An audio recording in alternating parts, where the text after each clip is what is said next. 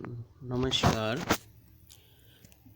BSc part first के physical chemistry के chapter gaseous state में आज हम Maxwell distribution of molecular velocity अर्थात आणविक वेगों का मैक्सवेल वितरण का अध्ययन करेंगे।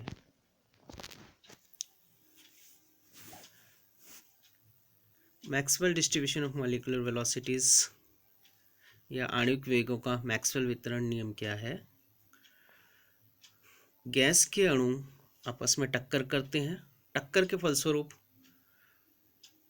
किसी एक अणु का वेग ज्ञात करना अत्यंत कठिन है, यानी इंडिविजुअल किसी अणु का वेग जो है वो ज्ञात करना कठिन होता है।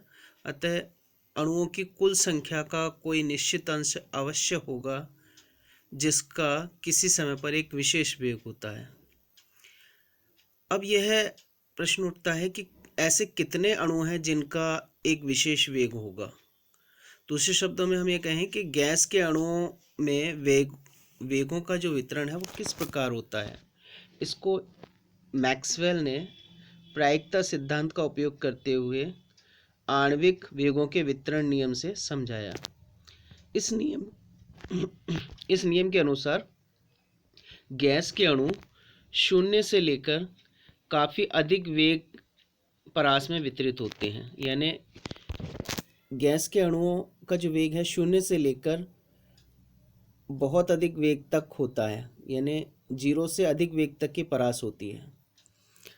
मैक्सवेल ने बोल्ट्जमैन समीकरण तथा प्रायिकता के सिद्धांत का उपयोग करते हुए एक सरल व्यंजक व्युत्पन्न किया जो ये बताता है कि वास्तविक वितरण ताप एवं गैस के अणुभार पर निर्भर करता है। यानी गैसों का जो वेगों का वितरण है वो ताप और गैस के अणुभार पर निर्भर करता है।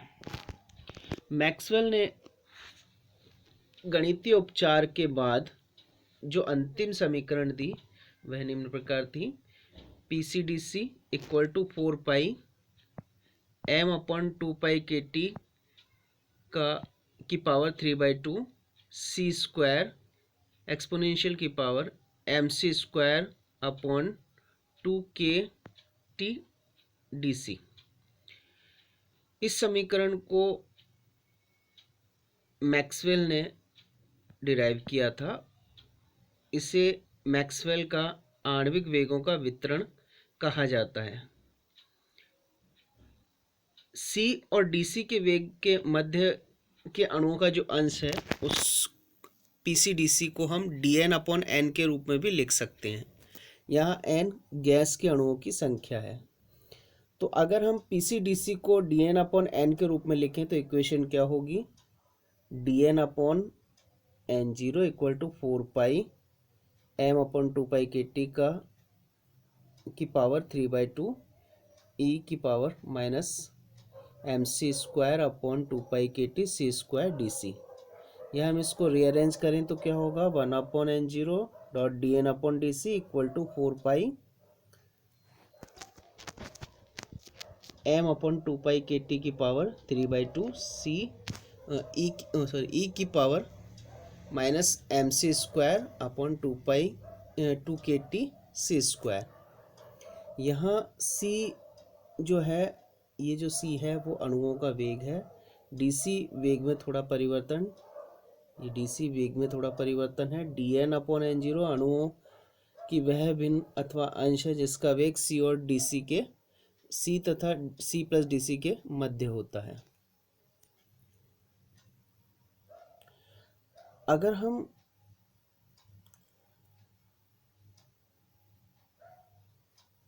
C और C प्लस DC के मध्य के अणुओं के फ्रैक्शन यानी अणुओं के अंश और अणुओं के वेग के मध्य विभिन्न ताप पर ग्राफ खींचे तो वो इस तरह से आता है। इसे मैक्सवेल डिस्ट्रीब्यूशन कर्व कहते हैं। इस कर्व के आधार पर हम कुछ निष्कर्ष निकालते हैं। सबसे पहला, जीरो वेग यानी शून्य वेग वाले अणुओं की संख्या लगभग शून्य होती है, यानी यहाँ ये जीरो वेग है। इस जीरो वेग वाले अणुओं की संख्या भी जीरो है।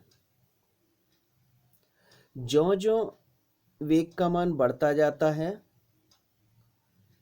तेजी से उस वेग वाले अणुओं का अंश भी बढ़ता जाता है, और एक अधिकतम मान के बाद वेग के बढ़ने के साथ उस वेग वाले अणुओं का अंश कम होता जाता है। यानी अगर हम देखें तो ज्यों ज्यों हम ये कह रहे हैं कि अणुओं का वेग बढ़ता जाता है, अणुओं इस वेग को रखने वाले अणुओं का अंश भी बढ़ता जाता है और एक मैक्सिमम के बाद पुनः कम होगा। वेग के इस मान को, जिस वेग वाले अणुओं की संख्या अधिकतम होती है, प्रायिकता वेग कहते हैं। यानी इस मान को जहाँ पर अणुओं की संख्या अधिकतम है, इस वेग को हम प्रायिकता वेग अल्फा कहते हैं। प्रायिकता वेग के बाद वेग का मान जितना बढ़ता जाएगा, बड़ी तीव्रता से उस वेग वाले अणुओं का अंश घटता जाएगा और वेग के अधिकतम मान पर यह शून्य हो जाता है। यानी यहाँ आकर ये अणुओं की संख्या, अधिकतम मान पर अणुओं की संख्या शून्य हो जाएगी। तो हम एक तरह से कह सकते हैं कि शून्य वेग रखने वाले अणुओं की संख्या और अधिकतम वेग रखने वाले अणुओं की संख्या शून्य होती है। या हम ये कह सकते हैं कि बहुत कम और बहुत अधिक वेग वाले अणुओं की संख्या लगभग नगण्य होती है, जबकि प्रायिकता वेग वाले अणुओं की संख्या अधिकतम होगी। यानी प्रायिकता वेग वाले अणुओं की संख्या मैक्सिमम होगी।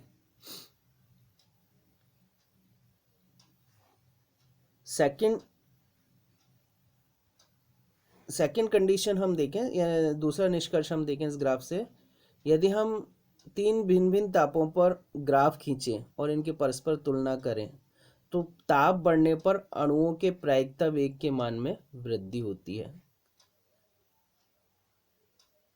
यानी हम देख रहे हैं कि अगर हम ताप बढ़ाते हैं तीन अलग अलग तापों पर, हमने जैसे 273 केल्विन पर ग्राफ प्लॉट किया, 1273 केल्विन पर और 2273 केल्विन पर।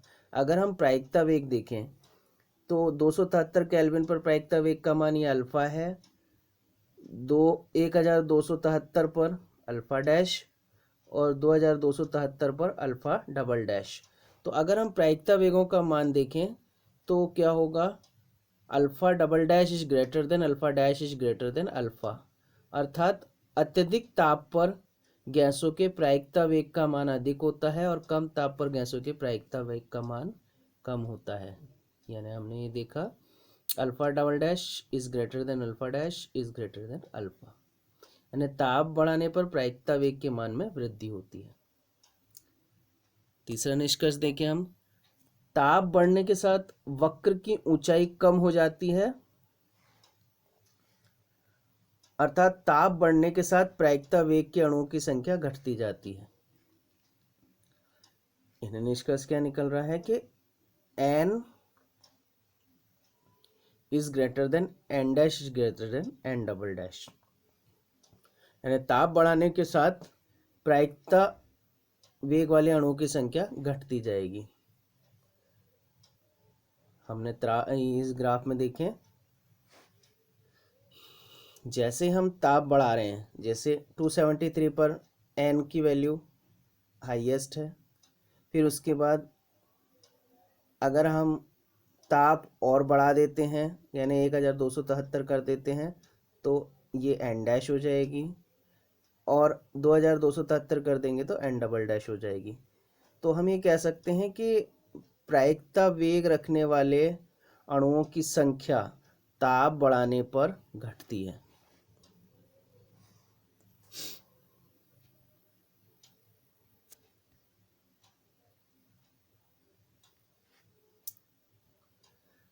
नेक्स्ट हम ले, ताप बढ़ने के साथ वक्र की चौड़ाई अधिक होती जाती है। इससे निष्कर्ष निकलता है कि वेग में कम अंतर वाले अणुओं का अंश अधिक हो जाएगा और साथ ही भिन्न भिन्न अणुओं के वेग और भी बड़े क्षेत्र में भिन्न भिन्न हो जाएंगे।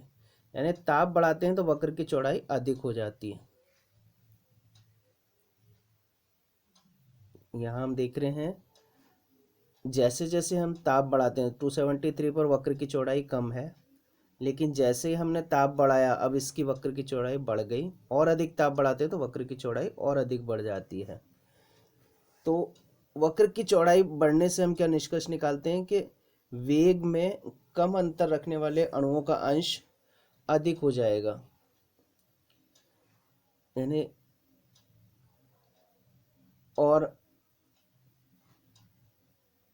हम ये कह सकते हैं कि भिन्न भिन्न अणुओं के वेग और भी बड़े क्षेत्र में भिन्न भिन्न हो जाएंगे, यानी यहाँ से यहाँ तक के क्षेत्र में हो जाएंगे, यानी क्षेत्र बढ़ जाएगा।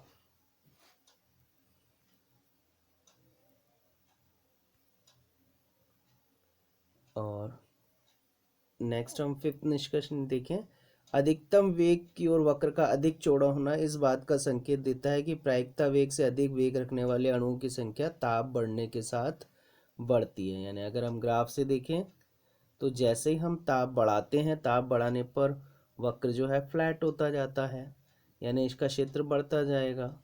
अब क्षेत्र बढ़ेगा, चौड़ा यानी वक्र का अधिक चौड़ा होना इस बात का संकेत है कि प्रायिकता वेग से अधिक वेग रखने वाले अणुओं की संख्या ताप बढ़ने के साथ बढ़ती जाती है।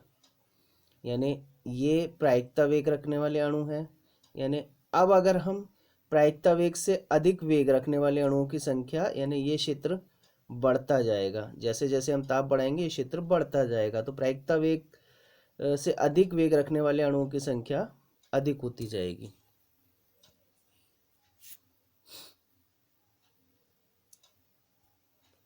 तो ये मैक्सवेल डिस्ट्रीब्यूशन कर्व के आधार पर निष्कर्ष थे। अब हम वितरण नियम का प्रायोगिक सत्यापन करें कि वितरण नियम जो दिया गया वो प्रायोगिक रूप से सत्य है या नहीं।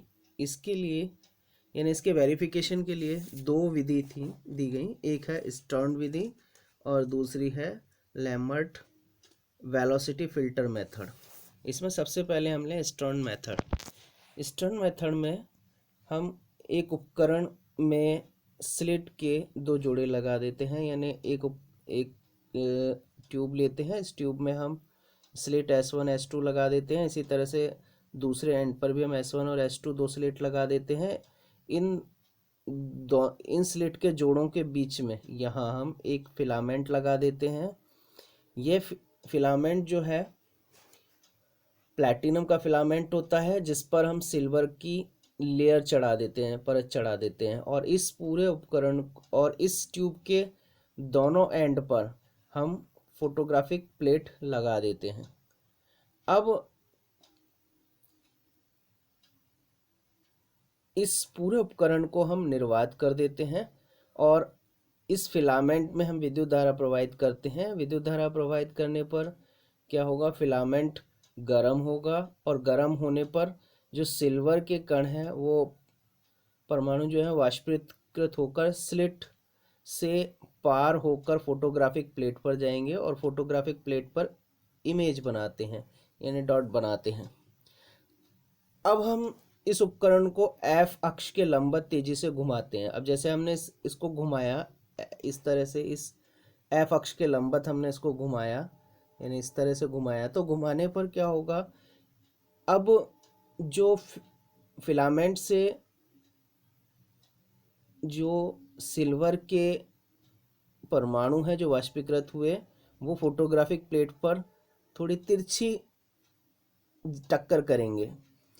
तो इस तरह से फोटोग्राफिक प्लेट पर हमें अलग अलग डेंसिटी के डॉट मिलेंगे। अब हम जानते हैं कि समस्त परमाणुओं का वेग समान नहीं होता है, अतः प्लेट पी पर सिल्वर परमाणु का निक्षेप एक बिंदु पर होने के स्थान पर पूरे हिस्से में फैलता रहता है और प्रायिकता वेग वाले अणुओं के क्षेत्र में घनत्व अधिक होता है।